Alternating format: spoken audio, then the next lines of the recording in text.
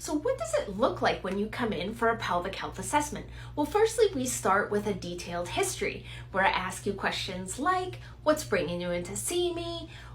How's the problem impacting your day-to-day? What your goals are? Then we'll get into medical history. I'm going to ask a lot of questions related to the pelvic floor, as well as lifestyle questions to determine if there are any external risk factors or other risk factors that may be contributing to the problem. This then helps guide my physical examination. Now, this may be different for other therapists, but for myself, I will always start off with talking about like anatomy, showing you where the pelvic floor is, where the muscles are, and this helps to build context for what the assessment might look like. And there are many options. Yes, an internal examination is one option.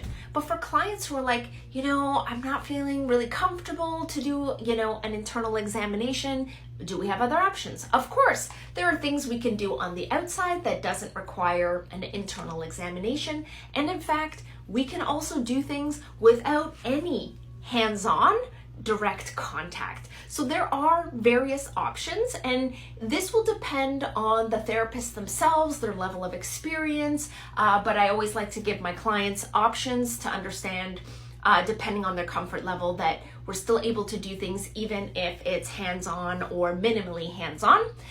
And then we move into the physical examination once we've talked about it, and typically while I'm doing my assessment of the pelvic floor, some of those things may turn into your exercises.